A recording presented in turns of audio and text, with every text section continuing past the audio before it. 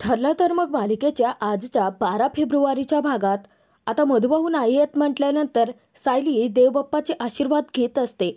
इतक्यातच मधुभाऊ येतात. मधुभाऊ येताच ते विचारतात की निघालात का? तेव्हा कुसुम सायलीला टेन्शनच येतं. तर कुसुम मधुभाऊंजवळ जाते, त्यांचा हात हातात घेते आणि मधुभाऊंना म्हणते की आज सायली तिच्या सासरी चालली आहे, तिला अडवू नका. मधुभाऊ कुसुमचा हात झटकतात. तेव्हा सायली कुसुमला टेन्शनच येतं. आता त्या दोघींना वाटायला लागतं की कदाचित मधुभाऊनी अडवणूक केली तर, परंतु तिथे आता सत्यात खरोखरचा मोठा चमत्कारच घडणार असतो. मधुभाऊ साऊला विचारतात, निघालीस का? या बापाला न सांगता निघालीस? सायली आश्चर्याने कुसुमताईकडे पाहायला लागते. तेव्हा मधुभाऊ म्हणतात, सासरी चालले आहेस ना, मग या बापाचे आशीर्वाद घेऊन जाणार नाहीस का? आता सायलीचा आनंद गगनात मावेनासा होतो, कारण शेवटी मधुभाऊनी त्यांच्या या लग्नाला मान्यता दिलेली असते. तर सायली तिथे आता मधुभाऊंचे आशीर्वाद घेते आणि मधुभाऊंना म्हणते की मला माहिती होतं मधुभाऊ, माझ्यासाठी माझ्या पाठीशी तुम्ही नक्की खंबीरपणे उभे असाल. आणि सायली मधुभाऊंना घट्ट मिठी मारते. मधुभाऊ सायलीला अगदी भरभरून आशीर्वाद देतात. सायली कुसुम या दोघींच्या आनंदाचा पारावार उरलेला नसतो. मधुभाऊ साऊला त्यांच्यापासून दूर करतात आणि तिला विचारतात, तू स्वतःची आता मनमानी करतेस, एकही गोष्ट मला न विचारता करतेस. जेव्हा सायली तू लहान होतीस ना, तेव्हा शाळेत घडलेली प्रत्येक गोष्ट येऊन मला सांगायचीच, परंतु एवढी मोठी लढाई लढण्याचा निर्णय घेतला आणि मला त्याबद्दल काहीच नाही सांगितलं. मधुभाऊ सायलीसमोर आपली नाराजी व्यक्त करतात. आज एक बाप म्हणून फक्त तुला तुझ्या कामात यश मिळू दे एवढाच आशीर्वाद देऊ शकतो मी, असं मधुभाऊने म्हणताच सायली कुसुम एकमेकींकडे पाहायला लागतात. सायली रडतच मधुभाऊंना विनंती करते की मधुभाऊ, आज माझ्या लग्नासाठी तुम्ही याल ना? माझं लग्न लागत असताना आज मला तुम्ही माझ्या सोबत हवे आहात. मधुभाऊ याल ना तुम्ही माझ्यासाठी? असं सायलीने पुन्हा एकदा विचारता मधुभाऊ तोंड फिरवतात. तरीही सायली मधुभाऊंना गळ घालते की तुमच्या या लेकीला सासरी पाठवताना तुम्ही तिच्यासोबत नसाल का मधुभाऊ? माझ्यासाठी तुम्ही येणार नाही का मधुभाऊ? तेव्हा मधुभाऊ एकदम चिडीचूप असतात. सायली मधुभाऊंना सतत हाका मारत असते आणि त्यांना विचारत राहते की तुम्ही माझ्यासाठी याल ना मधुभाऊ? मधुभाऊ तोंड फिरवून उभे असतात. तेव्हा त्यांच्या गप्प बसण्यातच कुसुमने ओळखलेलं असतं. कुसुमताई सायलीला म्हणते की नाही सायली, आता डोळ्यातून पाणी काढायचं नाही, चल उशीर होतोय आपल्याला. आणि सायलीचा हात पकडून कुसुमताई तिला पुढे घेऊनच जाते. सायली दारात थांबून पुन्हा एकदा आशेने मधुभाऊंकडे पाहायला लागते. मधुभाऊ साधं ढुंकूनही सायलीकडे पाहत नाहीत. सायलीचा जीव आता तिळतिळ तुटायला लागतो. शेवटी कुसुमताई सायलीला पुढे घेऊन जातेच. आता त्यांची सायली तेथून निघून जाता मधुभाऊंना अश्रू अनावर होतात आणि मधुभाऊ माझे साऊ असं म्हणत आता गळागळा रडायलाच लागतात.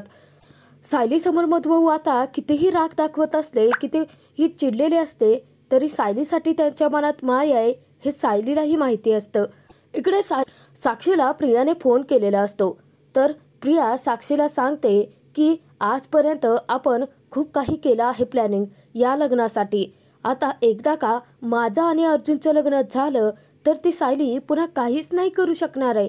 मग सगळं कसं आपल्या म्हणण्याप्रमाणे घडेल. आज काहीही करून त्या सायलीला इथे येऊ द्यायचं नाहीये, असं तिथे प्रियाने साक्षीला सांगताच साक्षी म्हणते की हॅलो प्रिया, हे बघ, तू उगाचच ना आता कसल्या शंका कुशंका काढू नकोस. आणि मला काय माहिती नाही आहे का, त्यासाठी तर एवढी टाईट सिक्युरिटी केली आहे ना. तर प्रिया म्हणते की परंतु तुझी माणसं त्या चाळीतल्या माणसासारखी निघाली तर? तेव्हा साक्षी चिडून म्हणते की प्रिया, तू ना आता मला फोनच करू नकोस. तुझ्या डोक्यावरती एकदा अक्षता पडल्या की मग मला फोन कर. तेव्हा प्रिया आता स्वप्न रंगवायला लागते आणि ती म्हणते की माझ्या डोक्यावरती अक्षता? ही साधी कल्पना जरी केली ना तरी मनाला किती बरं वाटतं ना. ती सायली जास्तच फुशारका मारत होती ना माझ्यासमोर, परंतु तिला कळेल की आता मी तिला कसं चिलटासारखं चिरडून टाकलं इथे. तर प्रियाला साक्षी म्हणते की आपल्याला त्या सायलीला नाही, आपल्याला चिरडायचं आहे ते अर्जुनला. एकदा का तो अर्जुन सुभेदार तुझ्या घोळात आला ना प्रिया, मग कसं सगळं आपल्या मनासारखं होईल. त्या जोशीने मी आश्रमात त्या दिवशी हजर नव्हते हे कोर्टात प्रूव्ह करून दाखवलं आहे, परंतु एकदा का ही केस आपल्या बाजूने वळली ना, तर त्या मधुकर पाटलाला फाशी देण्यापासून कोणीही आपल्याला रोखू शकत नाही, असं साक्षीचा खूपच मोठा भ्रम असतो, जो की सायली येऊन आता चांगलाच मोडून काढणार असते. आणि मला या केसमधून जर बाहेर पडायचं असेल, सुटायचं असेल, तर आज तुमच्या दोघांचं लग्न होणं तितकंच गरजेचं आहे, असं साक्षीने म्हणताच प्रिया मोठ्या फुशारक्या मारत म्हणते की होणार, आज आमचं लग्न होणारच आहे. आता काही मिनिटांचा तर प्रश्न बाकी आहे ना. परंतु साक्षी तिला म्हणते की प्रिया, एक गोष्ट आज तू लक्षात ठेवा, आज तुझ्या हातून जराशी चूक झाली ना प्रिया, तर मी, अण्णा आणि नागराज काका आम्ही तिघे तुला सोडणार नाही. तेव्हा प्रियाची चांगलीच कोंडी झालेली असते. माझ्या या बोलण्याचा अर्थ लक्षात येतोय ना प्रिया तुझ्या, असं विचारताच प्रिया लगेचच म्हणते की हो. प्रियाची चांगलीच घाबरगुंडी उडालेली असते. तर साक्षी म्हणते की मग ऑल द बेस्ट प्रिया तुला या सगळ्यासाठी, आणि ती फोन ठेवून देते. तर महिपत साक्षीला म्हणतो की अरे किती फुटेज खाते ती प्रिया, एकदा का भोल्यावर चढली की नाही ती. तेव्हा साक्षी म्हणते की चढली आहे, परंतु एकदा का तिच्या डोक्यावरती अक्षता पडल्या ना, मग आपलं काम झालं अण्णा. इकडे प्रिया जेव्हा मागे वळते तर रविराज तिच्या पाठीमागेच उभे असतात आणि रविराजांना पाहताच प्रिया प्रचंड घाबरून जाते. इकडे महिपत जोशीला सांगतो की झालं, आता प्रियाचं काम झालं म्हणजे आपलंही काम झालं. आता एकदा का तो अर्जुन सुभेदार प्रियासोबत त्याचं लग्न झालं तर तो आपल्या खिशात आला म्हणावा लागेल. आणि ते तिघे आता स्वप्न रंगवत असतात. जोशीला तो म्हणतो जर एखाद्याला घोळात घ्यायचं असेल ना, तर त्याला आपला जावई करून घ्यायचं. तेव्हा साक्षी म्हणते की अण्णा, अर्जुन सुभेदाराला जर जावई करून घ्यायचं असेल ना, तर प्रिया तुमची मुलगी आहे असं म्हणावं लागेल मग. तर महिपत म्हणतो की नको रे बाबा, ती मारक्या शिंगाची बाई आपल्याकडे नको. तेव्हा साक्षी जोरजोराचे हसायला लागते. तर तिथे जोशी त्यांना सांगतो की आता या प्रियाला आपण जास्त महत्त्व द्यायला नको आहे, तसंही आपली केस आता संपत आली आहे. तेव्हा साक्षी त्यांना म्हणते की जोशी, तुम्ही फक्त म्हणण्यापुरतंच असं म्हणता, मग काय तारकावर तारका पडतच राहतात की. तेव्हा जोशी वकील म्हणतात की नाही, आता पुढच्या आठवड्यात जे आपली केस होणार आहे ना, ती शेवटची केस ठरेल. तसंही आपण कोर्टात हे प्रूव्ह केलंय ना की तुम्ही तुमच्या सावत्र भावाच्या फ्युनरलमध्ये होता. मग काय, पवार वकील तुम्ही तिथेच होता याचे काही पुरावे देईल. आणि कोर्टाने जरी काही प्रश्न विचारले तरी देखील पवार वकील हे समजावून सांगेल कोर्टाला की प्रियाची साक्ष कशी बरोबर आहे. आणि मी काय, मधुभाऊंचा वकील म्हणून कधी कधी तर ऑब्जेक्शन घेईल, तेही दाखवण्यापुरतं. मग काय, आता हे सगळे कोर्टात पुरावे सादर झालेत म्हटल्यानंतर जज साहेब आपला निकालही जाहीर करतील ना. तेव्हा महिपत म्हणतो की हां, जज साहेब काय म्हणतील की आज कोर्टात सादर केलेल्या पुराव्यांच्या आधारावरती हे कोर्टात सिद्ध झालं आहे की मधुकर पाटील हे गुन्हेगार आहेत, त्यामुळे त्यांना मरेपर्यंत फाशीची शिक्षा द्या आणि सगळं कसं त्यांच्याच मनासारखं घडेल असा विचार करत ते स्वप्न रंगवत बसलेले असतात. परंतु आता लवकरच त्यांचे भ्रम आणि त्यांची ही स्वप्न भंगणारच असतात. महिपत त्या दोघांनाही म्हणतो की मग काय, आता लटकला मधुकर पाटील फासावरती. तेव्हा तिथे साक्षी, जोशी वकील आता जोरजोराचे हसत असतात. इकडे रविराजांना पाहताच प्रियाची घाबरगुंडी उडालेली असते. परंतु रविराज येतात आणि ते प्रियाच्या डोक्यावरून प्रेमाने हात फिरवत म्हणतात की माझी मुलगी आज किती सुंदर दिसते. तेव्हा कुठे प्रियाच्या जीवात जीव येतो आणि तिच्या लक्षात येतं की रविराजांनी तिचं बोलणं ऐकलेलंच नाहीये.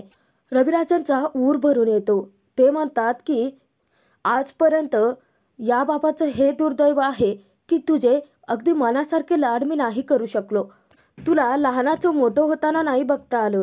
तू कधी खेळताना पडली असशील तेव्हा तुला लागलं, खुपलं असेल, परंतु त्याच जखमेवरती मला फुंकरही नाही मारता आली. आणि आता तर काय, आता तर तू तुझ्या सासरी जाणार आहेस, आपल्या नात्यामध्ये अंतरच पडेल ना. तेव्हा प्रिया म्हणते की बाबा, अहो असा विचार का करताय तुम्ही, मी तुमच्यापासून थोडीच दूर जाते, मी तर इथे तुमच्या जवळच असणार आहे ना. तर मला एका गोष्टीचं समाधान आहे बाळा की तू एका चांगल्या कुटुंबात जाते आहेस. प्रत्येक वेळी कोणत्याही संकटात सुभेदार तुझ्या पाठीशी खंबीरपणे उभे असतील. आणि अर्जुनला ना आता संसारात रमण्यासाठी ना थोडासा वेळ दे, थोडासा संयम ठेव, ते सगळं तो विसरेपर्यंत थोडं तू सांभाळून घे, असं रविराज तिथे प्रियाला समजावतात. प्रिया म्हणते की हो बाबा. रविराजांचा ऊर भरून आलेला असतो. रविराज पाणावलेल्या डोळ्यांनीच प्रियाला म्हणतात, आता सासरी जाते आहेस तर या बापाला नको विसरूस.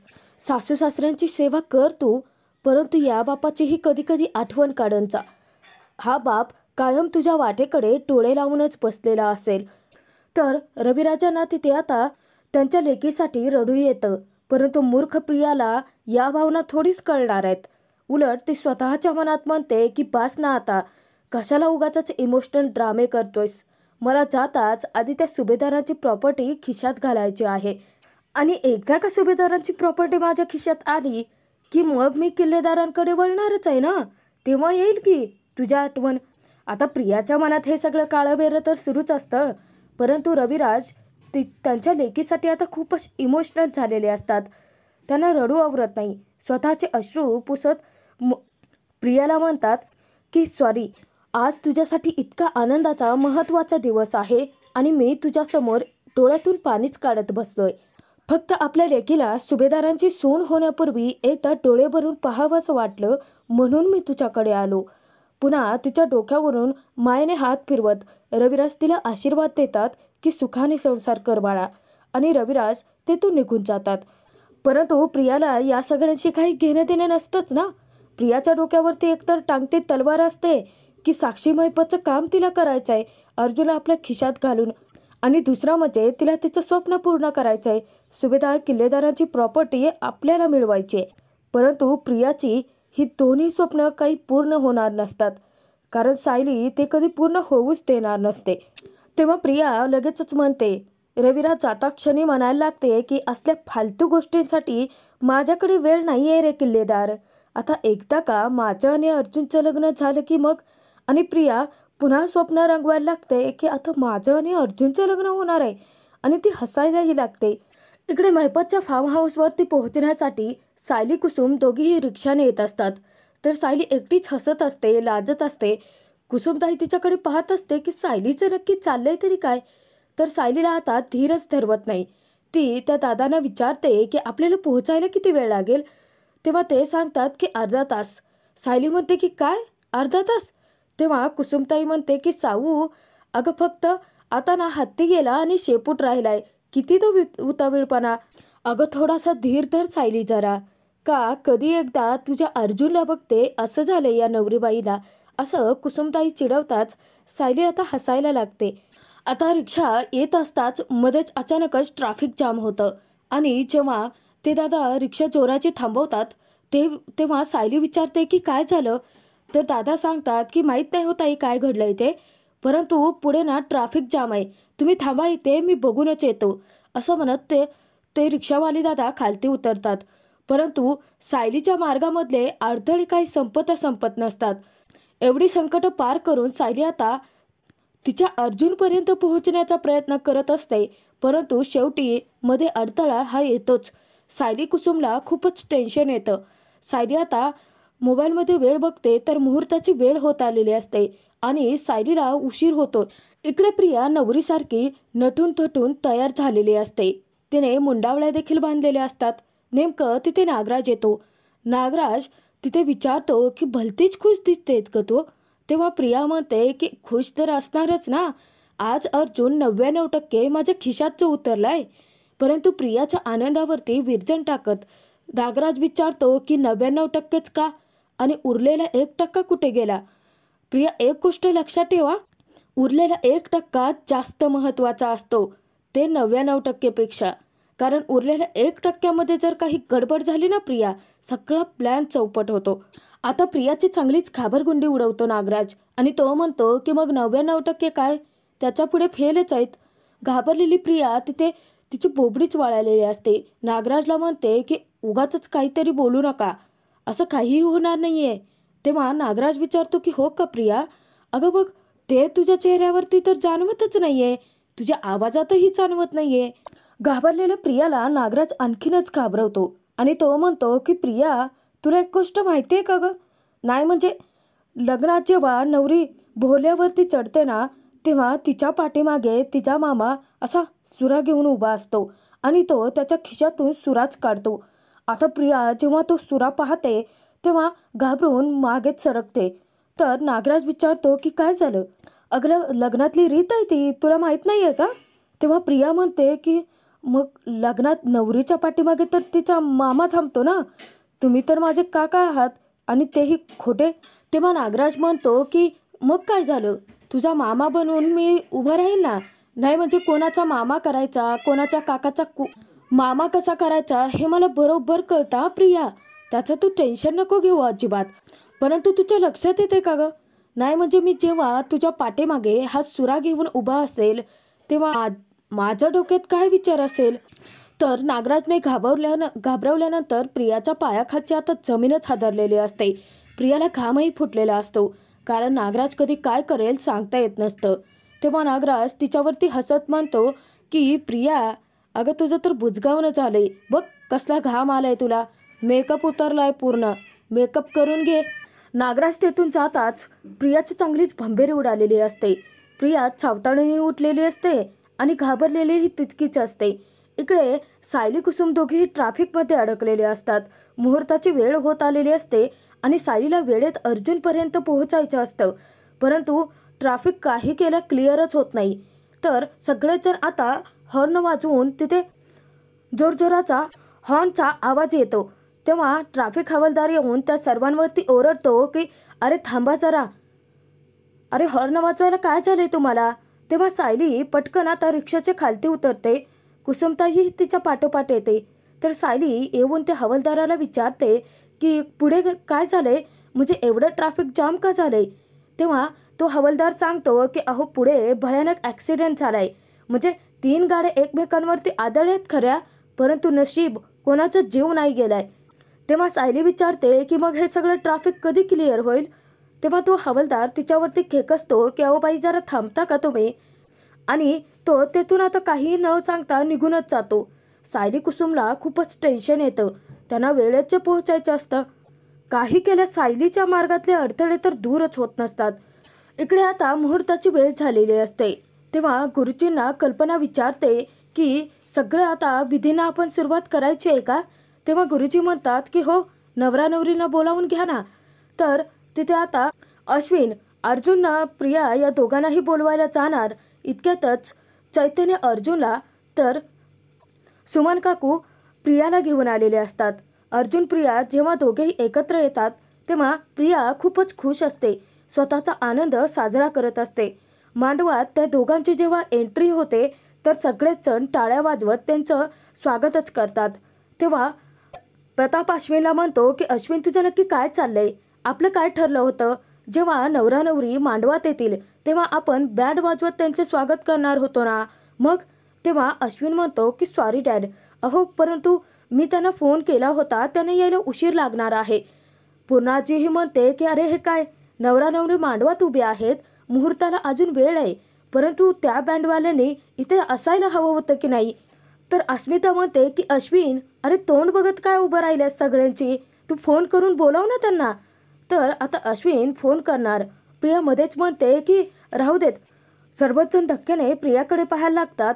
तर प्रिया लगेचच शब्दांची फेरफार करत म्हणते की नाही म्हणजे मुहूर्त नको ना चुकायला, आणि तसं ही बँड काय, आपण हाऊस म्हणूनच करणार आहोत ना, त्यापेक्षा आपण विधींना सुरुवात केली तर बरं पडेल. एकतर प्रियाची आधीच घाबरगुंडी उडाली आहे की तिला वाटतंय की सायली कुठून तरी येईल आणि त्यासाठी ही प्रियाची लगबग सुरू आहे. तर प्रिया मुद्दामच पूर्णाजीला म्हणते की आपण मुहूर्त कशाला चुकवायचा आहे, हो ना पूर्णाजी? तेव्हा पूर्णाजीही लगेचच तिचे होला हो करते आणि ती म्हणते की अगदी बरोबर बोलते तन्वी. आणि गुरुजींना ती म्हणते की चला मग मंगळाष्टका म्हणायला सुरुवात करा, विधींना सुरुवात करा. तेव्हा तिथे अस्मिता विचारते की 1 मिनिट, आपण सर्वच जण आहोत, मग प्रतिमा आत्या कुठे गेली आहे? तेव्हा रविराज तिला समजवतात की कसं आहे ना अस्मिता, आता आमच्या मुलीचं लग्न लागते ना, मग आपली रीत अशी आहे की जर मुलीचं लग्न लागत असेल तर आई मंगलाष्टिका ऐकत नसते, म्हणूनच पूर्णाजीने तिला एका खोलीमध्ये पाठवले. या सगळ्या विधी पूर्ण झाल्या ना की ती नक्की येईल परत. आता विधींना सुरुवात होणार आहे म्हटल्यानंतर चैतन्य थोडासा नर्वसच होतो आणि त्याचे डोळे हे सायलीच्या वाटेकडे लागलेले असतात की सायली अजूनही त्याला दिसलेली नसते. परंतु अर्जुन खूपच उदास होतो. अर्जुनच्या मनातून सायली काही जाता जात नसते. चैतन्य तिथे अर्जुनच्या खांद्यावरती हात ठेवतो आणि त्याला शांत राहायला सांगतो, कारण अर्जुनला तिथे आता रडू यायला लागतं. अर्जुन स्वतःला कसं बसं तरी सावरतो, परंतु नेमकी तीच अवस्था इकडे प्रतिमाचीही असते. प्रतिमाचा तिच्या लेकीसाठी जीव तिळतिळ तुटायला लागतो, कारण प्रतिमाची खरी लेक तर सायलीच असते ना. प्रतिमाला सतत सायलीची आठवण येते. प्रतिमाला हॉस्पिटलमध्ये घडला प्रसंग आठवतो की सायली तिच्या गळ्यात पडून रडली होती. त्यानंतर प्रतिमाला तो प्रसंगही आठवतो की अर्जुनने स्वतःच्या काळजावरती दगड ठेवून त्याच्या मनाविरुद्ध या लग्नाला होकार दिला होता.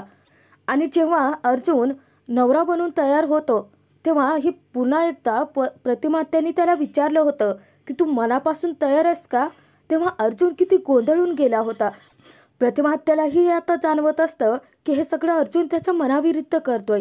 सायलीच त्याच्यासाठी योग्य आहे, परंतु सगळ्यांच्या विरोधात तर ती जाऊ शकत नसते ना. इकडे मांडवात आता विधींना सुरुवात होणार असते.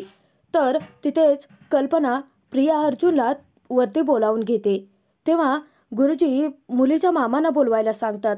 तर प्रताप म्हणतो की आहे मुलीचा मामा इथेच आहे. तेव्हा प्रतापला सुमन काकू टोकते आणि ती म्हणते की अहो परंतु तुम्ही वरपिता आहात ना.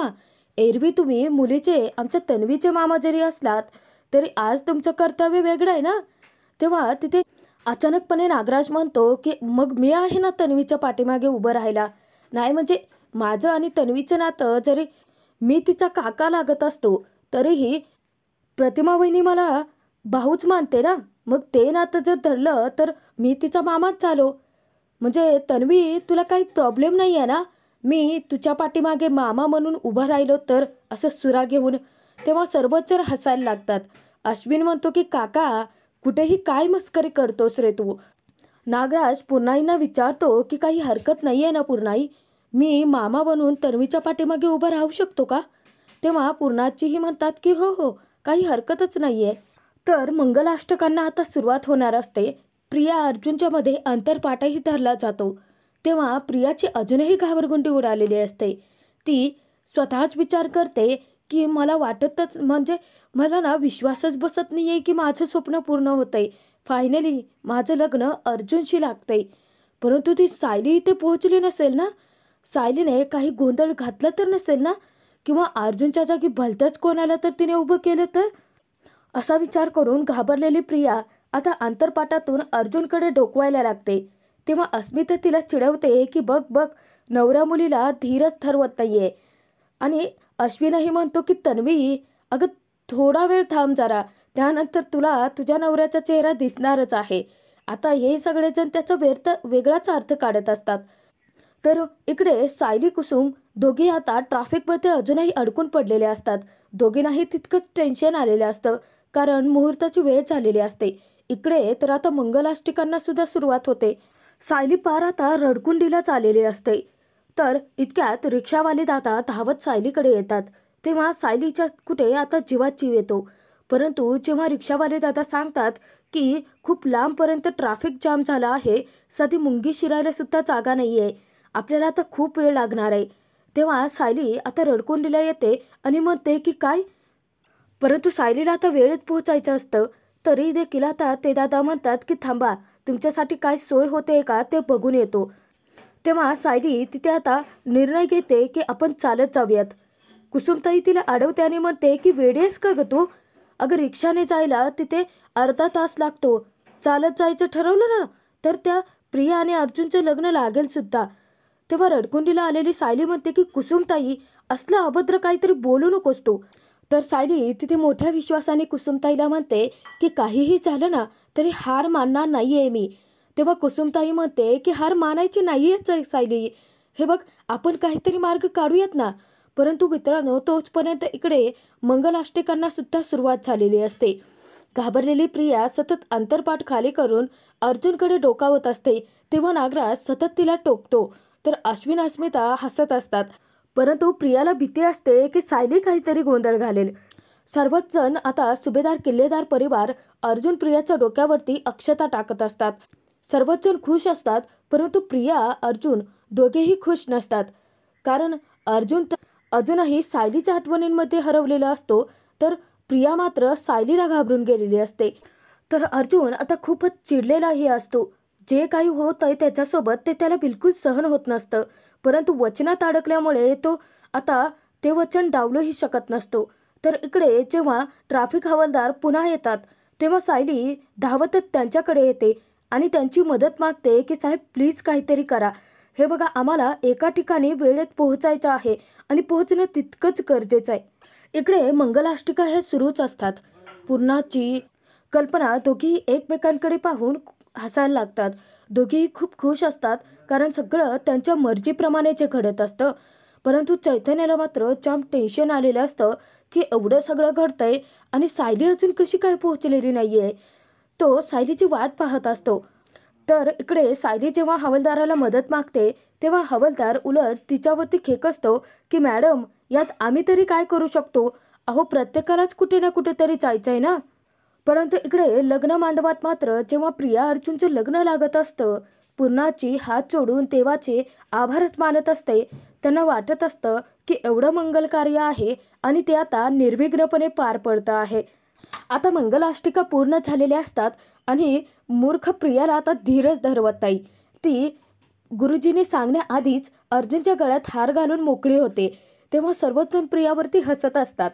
तर रविराज म्हणतात की तन्वी, अगं काय वेडापणा करतेस तू? अगं जरा धीर धर. तर पूर्णाची तिथे अर्जुनला प्रियाच्या गळ्यात हार घालायला सांगते, परंतु अर्जुन शुंभासारखा नुसता उभाच असतो, कारण त्याच्या डोक्यात नुसते सायलीचे विचार चालू असतात. जे करतोय ते सगळं त्याच्या मनाविरुद्ध तर करत असतो.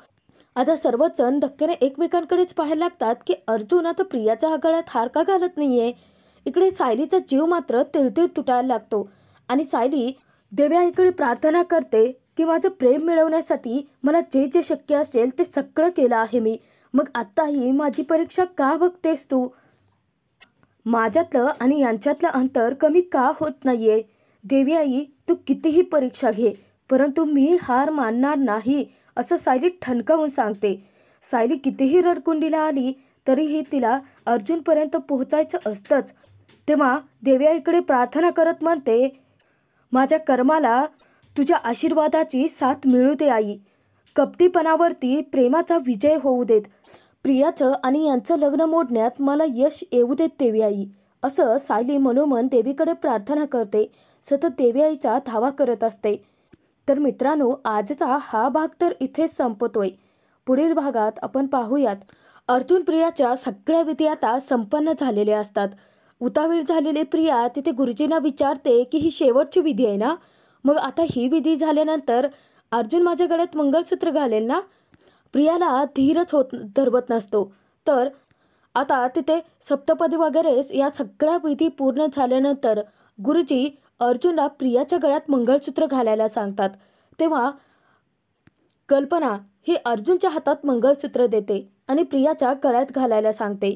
अर्जुन असं प्रियाच्या गळ्यात मंगळसूत्र घालणार तोच बँडचा जोरजोराचा आवाज होतो. चावताळलेली प्रिया मोठ्यानेच विचारते की कोण आहे तिकडे. इतक्यातच लग्न मांडवात ठरल्याप्रमाणे सायलीची धूमधडाक्यात एंट्री होते आणि बँडवाल्याच्या वेशातील आलेली सायली सगळ्यांसमोर स्वतःचं खरं रूप दाखवत म्हणते की मी आली आहे, सौ सायली अर्जुन सुभेदार, ठरल्याप्रमाणे याच मांडवात माझ्या नवऱ्याशी लग्न करायला. सायलीला पाहता क्षणी आता सर्वच जण सुभेदार किल्लेदार आता हादरले आहेत. परंतु या सगळ्यांच्या विरोधात जाऊन सायली प्रिया अर्जुनचं होणारं लग्न मोडू शकेल का? आणि ती प्रियाला चॅलेंज दिल्याप्रमाणे तिने घातलेल्या त्याच मांडवात अर्जुनशी कसं लग्न करेल ते पाहणं तितकंच